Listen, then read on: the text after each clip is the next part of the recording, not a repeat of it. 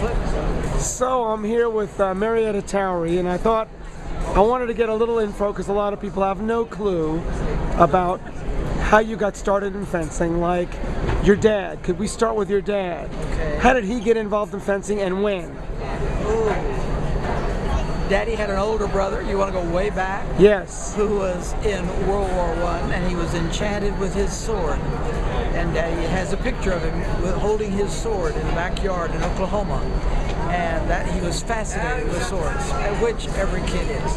And so, as he grew older, was in the military, in the artillery of all things, ran into fencing in the U.S. military, and fenced along in through there, and just fell in love with it, and began to self-teach, which is the way you did in the 1920s and 1930s. Right. And so then he let it go for a long period of time, and I came along.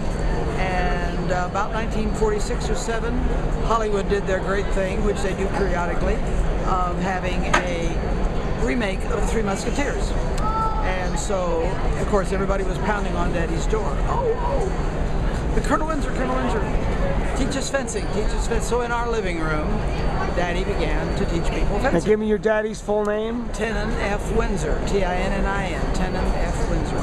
And of course, right after the war, of all places, it was Wilkinson Blade in London that began turning out weapons right away quick. And so all of our first stuff was from Wilkinson Blades, which was really interesting after. Now where were you living at this point? El Paso, Texas. We had moved from Fort Bliss to Biggsfield and we're living in El Paso. Bill was marching behind me in band.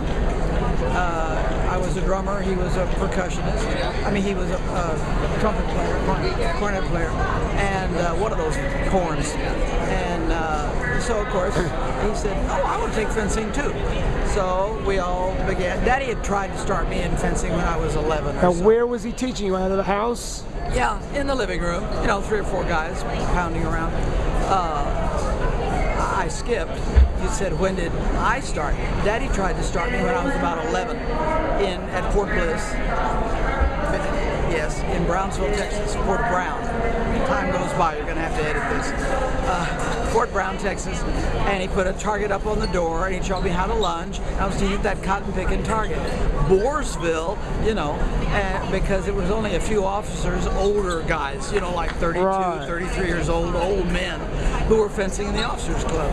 And, you know, I was a kid, so who wanted to fence with me? There was no such stuff.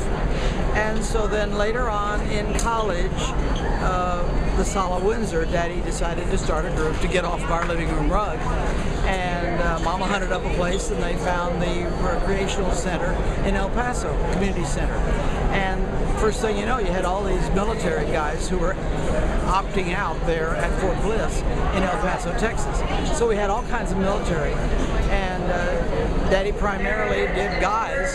There were no women as such. And since I was Daddy's boy, I got to play too, but not in tournaments. So then Daddy sat down with Irving Kipnis in Tucson, Arizona. And they formed the Border Division, which went from Tucson to Texas. And what year was that? In Lubbock, about 1948 or so, and they formed the Border Division, which was new. Right. And huge, you know. And so we continued to fence. And we got married in '51 and moved to Oklahoma City, and we're bored. What do you do in Oklahoma City when they drive down the middle of the street, you know?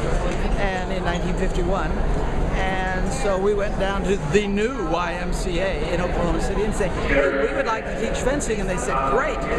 So they put us on their little brochure, and we had 4 or 5 students, and just getting going, and bang, we were moved to Wichita Falls, Texas.